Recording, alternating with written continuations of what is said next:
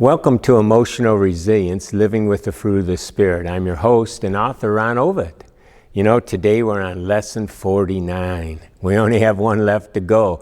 Thank you so much for being with us, during all this time.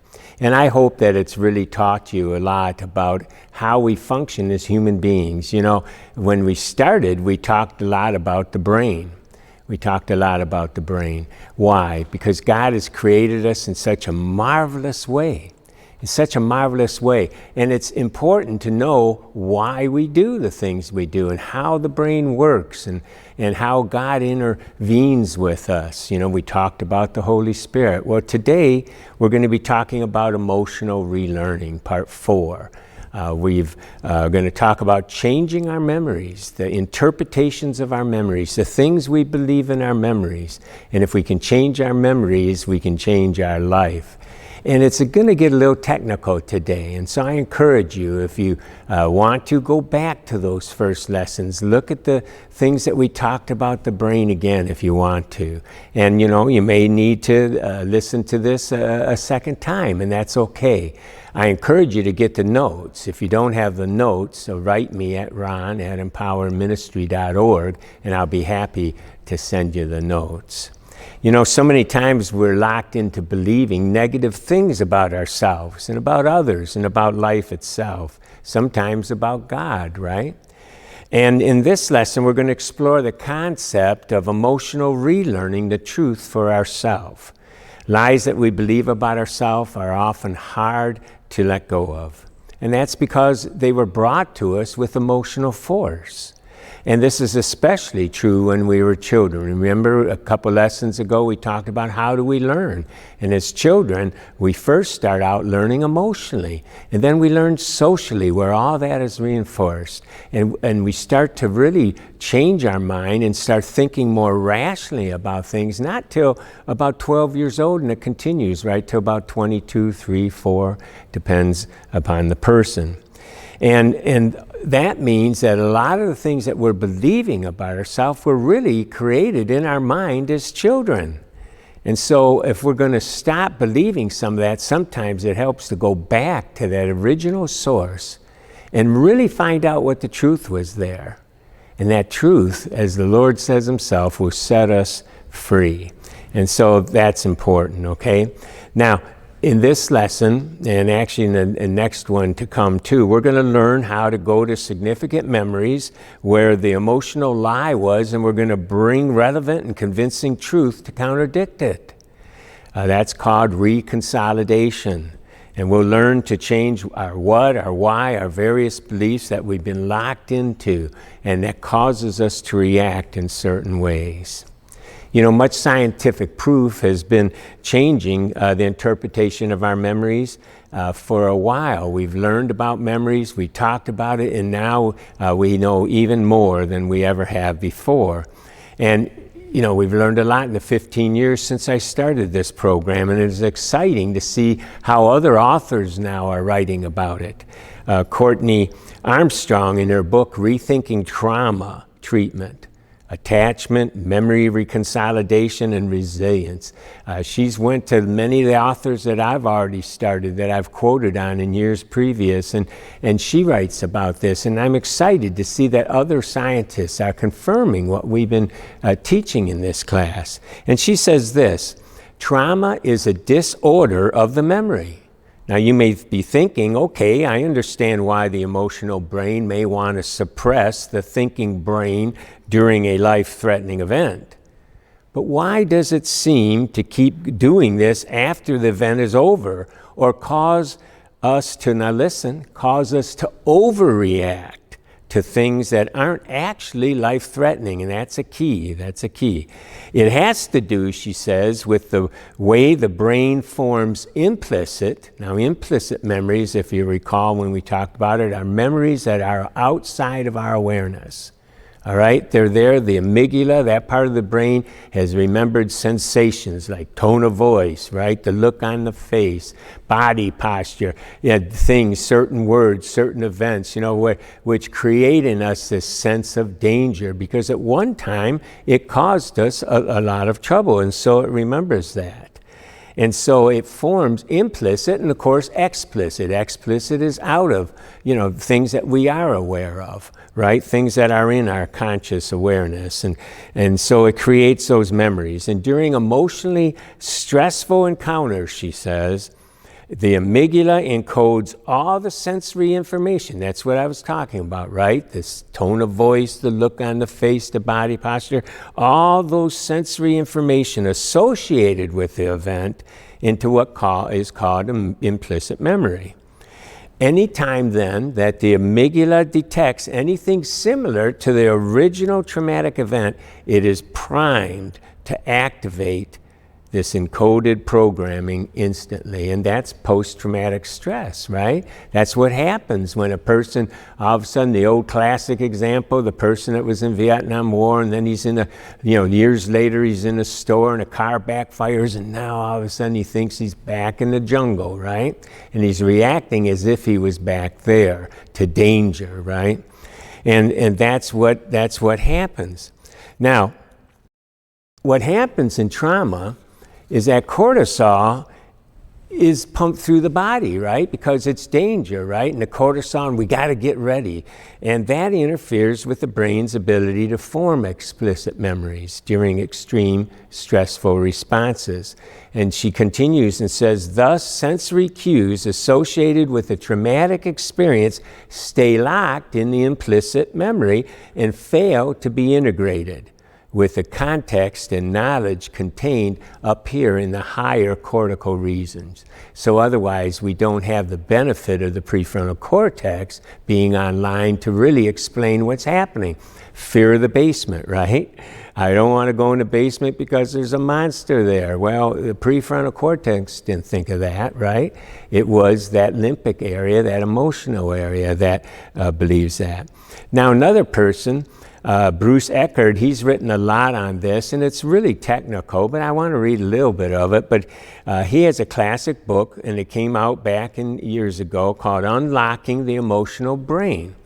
And he talks about how we changed our mind about memories. He says in 2004, Reconsolidation of Memory researchers early inference that memory reactivation alone deestablishes a memory's neural circuits was overruled. Now, what he says there is that when we think of a memory, the neurons become unmyelinated. And so now they're subject to change if we do it in the right way. Being different memory, though, was overruled. We used to think, well, there we go. What they said instead is that they determined the critical difference, additional difference experience must take place while the memory is reactivated. All you're doing is reactivating a memory. If you want to change it, then he says the second experience consists of a novel perception that mismatch. That is, deviate dramatically from what the reactivated target memory expects and predicts about the way their world functions. The studies have shown that the mismatch can either be a full contradiction and disconfirmation of the memory, or a new, novel, dramatic variation of the target memory. Now, I know that's scientific. I encourage you to go back and read that again. But what they're saying is that when we reactivate a memory, if all of a sudden we remember something else about that memory, maybe we were thinking we were in danger and all of a sudden we realized we weren't. Or maybe someone said something bad about us, and that now as we're more mature, we remember the memory and we say, that wasn't true. That wasn't my fault. Well, that contradicts what we believed in the memory. That contradicts the memory. And so it's mismatched what the brain expects when it remembers that, right? I'm remembering a memory. I felt like I was stupid. And then all of a sudden I come to realize, hey, that wasn't my fault. I wasn't acting stupid. My parent was out of sync there. Well, that's a mismatch. That's a whole different meaning, you see. And that's a different interpretation of what happened. And that then causes a new interpretation of the memory. And now it goes back, remyelinated into a different interpretation of the memory. And that's reconsolidation. When we think of a memory, that's consolidation. When we change it, it's a reconsolidation of the memory. And that's really exciting stuff, because that then means that we don't have to be victim anymore of those things, those erroneous beliefs that we believed when we were so young. So they're saying in step 1 is to go back and remember a memory. Step 2 is to bring new knowledge, truth to the memory. The knowledge must contradict the conclusions and predictions made at the time of the memory. But the knowledge here, now this is important, must be powerful, convincing, must be credible, and most of all, believable. You know, your dad may have hit you and you said, you know, I wish you were never born. How traumatic would that be, right? Well, we can't go back and say, well, gee, he was giving us an ice cream cone.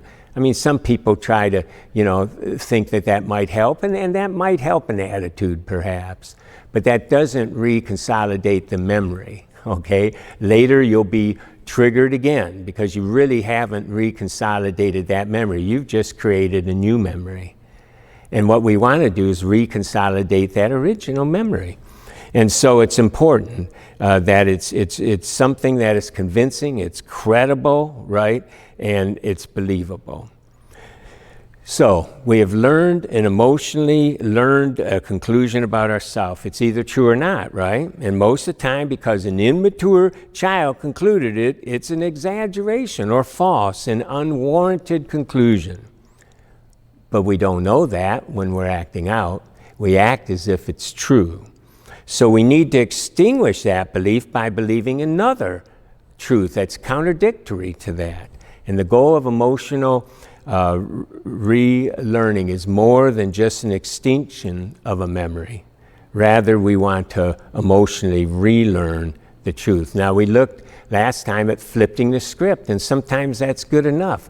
We know the lie, we come and we find out what the truth is. We call on our witnesses to contradict it. And that's one way of redoing the truth. The other way that we're talking about today is going back into a memory. And she has a great example in the book here, and I've written it out for you. And I encourage you again, if you don't have the notes, write me at ron@empowerministry.org, and I'll be happy to send them to you. And in her book, Courtney Armstrong writes this. She talks about her dog. And she says, Rocky was a large chow chow who was quite temperamental and had already bitten 2 of our friends in the 9 months since we rescued him. We should have removed him from our home, but my mom was determined to rehabilitate him. Well, then she goes into the story and how she was preparing Rocky for a walk. And the elderly next door neighbor stepped into our yard, said hi, and Rocky snarled, right, and attempted to charge toward the man. And so she pulled back on the leash. The man was terrified. I yelled, she said, no, and yanked Rocky's choke collar forcefully, pulling him toward me as hard as I could. And she says, Rocky didn't like that one bit. He turned, dug his teeth into my abdomen, then lunged toward my throat, knocking me down. Feeling helpless to stop him, she says, I curled into the fetal position, wrapped my arms around my neck, and covered my head with both hands. Rocky continued to bite and pull at my arms until my brother lured him away with slices of Oscar Mayer bologna, his favorite treat. Meanwhile, our neighbor called animal control. Well, she continues the story. She says, when animal control arrived, they demanded that we put Rocky down. But my mother, she says, was completely distraught by the thought of ending Rocky's life and became hysterical. She begged animal control not to take him, insisting that Rocky was a good dog and that I must have done something to trigger him. I was shocked. Did my mom think I caused the attack? Did she want animal control to take me away instead of him? I looked away, trying to hide my angry tears, but caught a glimpse of my bloody shirt and mangled arms instead. Nausea welled up from my stomach, and the ground started spinning. My legs gave way. I fainted next to the azalea bush in our front yard. Upon my collapse, my mom immediately rushed me to the hospital for treatment. My physical wounds were healed, but the emotional wounds from her insensitive comments continued to weep. Within weeks, she wanted to get another dog. When I angrily protested, I told her I still felt scared of dogs. She chided, "You got to get back on the horse that threw you, girl." Well, then the story continues. Her mother proceeded to try to help her systematically become desensitized to that attack. She started taking her to go see other dogs, bringing dogs home for a visit, having her read books from the Humane Society, learning about dogs. But she says this, she said, whatever it did, it didn't work. Because no matter what happened, I still felt that she believed, I was to blame. And it sent these implicit memories to me that I caused the attack. My feelings don't matter. My mom loves dogs more than me. I do not feel safe at home. Now, on a rational level, she says, I knew it wasn't true, but it felt true. And isn't that so true about the lies that we believe?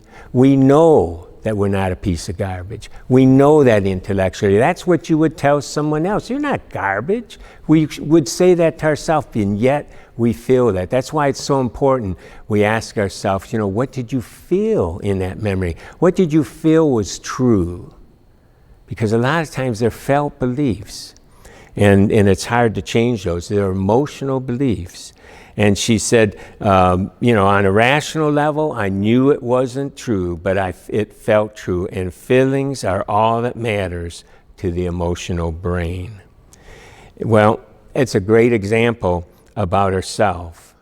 And I encourage you to reread it. I underlined some of the important parts. But here's the example of the memory reconsolidation. And that's why I'm putting this story in here. She says, my dog phobia didn't abate until my cousin came to visit us a year later. A dog lover like my mom, she asked us where Rocky was. My mom looked down and wrung her hands, and I proceeded to tell the horrific story. When I tearfully, now see, she's recalling a memory here, and it's emotional. She's tearful, right? When I tearfully confessed that I believed my mom blamed me for the incident. Now, do you think she's crying because the dog attacked her, or because her mom blamed her? No doubt because her mom blamed her. That hurt worse than the attack, right? And the feeling that the mom isn't going to keep her safe. All those things. She's getting tearful, and she goes, I confessed I believed my mom blamed me for the instance. When I said that, my mom's eyes widened, and her jaw dropped open. She shook her head as she reached over to hug me and said, no, Courtney, I don't blame you. Rocky was a rescue that was probably abused. Somewhere in his life, he learned to fiercely defend himself if someone suddenly moved toward him. I'm so grateful that you had the courage to stop him from attacking our neighbor and found the strength to protect yourself. You handled the situation correctly. I blame myself for the instance. I should have never brought a dog home with those tendencies. We don't need another dog. You need to feel safe in this house. Wow. She couldn't believe it. And just like that, she said, my mom reconsolidated the traumatic memory. Within a few weeks, my fears remitted and I felt ready to get a new dog, howbeit a smaller breed that we could train. To unlearn my fear, my emotional brain didn't need to be exposed to more dogs. That's just another memory, right? I needed an experience that confirmed my mom still loved me, valued my feelings, and would prioritize my safety. That was an emotional relearning. And we can do that early on. You've got children, they come home and you say, Johnny there, and he's distraught. What's the matter, Johnny? And he tells you what happened on a bus, how a kid was picking at him and how they called him names. And he goes, well, what are you believing? That happened. How does that make you feel? And he goes, I feel like I'm stupid. I feel like I'm not wanted. I have no friends. Nobody likes me. Right there, that memory has been opened. And you have a 5-hour window, they say. A 5-hour window where that can be reconsolidated. And right there, you have the opportunity to get on your knees, look at Johnny and say, no, Johnny, that's not true. You're a wonderful young man. Something's wrong with those kids. You're not stupid. Look at the grades you've gotten. And you do have friends. A lot of people love you. And right there, you reconsolidate that memory with a new, fresh interpretation that's true. And so we've learned now, Bruce Eckert continues talking about how the 2 steps of being reactivated and then mismatched by a novelty or a contradiction. And then the 3rd step is the target learning was completely or partially rewritten by the new learning. And he says within a 5-hour reconsolidation window. And that's important. It's important. We reactivate. We then mismatch with the truth, and that erases that old learning. And so, in emotional learning, through memory reconsolidation, we go back to a memory, right? Where we have this interpretation of ourself that's negative, and then we go ahead and reprocess. Now, there's different ways that we can do that. The first could just be searching in our own mind. What am I believing negative about myself? And we can ask ourselves, when did I first believe that? Can I think of a time when I believed that? And you may get back to a truth right there. You've been thinking this and feeling it long enough, and it's not going to be hard to go back. And then we can go back and work on the memory. And in the next lesson, we're going to talk about how do we do that. Second way, sometimes, and especially spiritually, we can ask the Lord. The Lord himself wants us to know the truth. He doesn't want us to believe lies. Lies come from the enemy, right? He's the author, the father of lies. We don't want to believe lies about ourselves. And so we can say, Lord, help me understand. What am I believing? What are some of the lies I'm believing? Now, he's not going to force you to go back to something you don't want to feel, something you don't want to remember. But sometimes just asking the Lord to do that, and then breathing and relaxing, you'll be surprised how he might bring something to your mind. And the third way is to take an event, a recent event, where you were over-emoting. You were over-emotional compared to what was going on. It was out of proportion. And so it's coming from another place. When our emotions are out of proportion to the event, it's coming from another place. And so we need to be able to go back. And so what we can do is rethink about that memory. And when we do, we can then allow ourselves to go back to where we felt that way before. And so what we can do is we can ready ourselves. If we know an instance now, we can think of something. Oh yeah, I remember my boss yelled at me. He was upset with a project I did, and it really, really shook me up. I felt like I was going to be abandoned. I felt like I was going to die.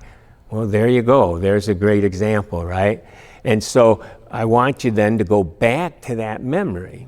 Now, I put a step 2, and that is sometimes to relax, give the time over to God, and think of something joyful first. Now, we do that because that puts our relational circuits on, and the memory then can be reconsolidated. In the psychologist world, they said why emotions are believed to affect the transformation of events into memories at the point of encoding, our mood while trying to recall events at a later date can affect the ability to access those memories. In a joyous mood, we may be able to better remember the events. And so you don't want to just focus, you want to remember the memory, the boss yelled at you, but then all of a sudden ready yourself. Think of, maybe when mom gave you a big hug, or maybe one of your children ran up to you and said, I love you, Daddy, and now you're ready. And then you want to recall the incidents, and you want to feel it. Where were you? Were you in his office? Were there other people around? What were you wearing? And you want to just really feel what, did you feel it in the stomach, in the arms? Where did you feel that? And then you want to just let that go, back to a place where you felt that way before. I believe it's like fingerprints, that set of emotions is coming from a past emotional experience, and therefore it has similar fingerprints. And you will be amazed how many times you can come back to a memory like that. And I encourage you to write it down. Write it down where you won't forget, because you'll be surprised how fleeting those memories can be. And so you want to do it. Now, we've done that before. You've been walked past a bakery and smell apple pie, and all of a sudden you remembered Grandma when she used to make apple pie on Thanksgiving. Or maybe you were on the radio and all of a sudden you heard a song and it took you back to the junior high dance. Well, we can do things like that, right? And so we come to that experience as we're over-emoting to.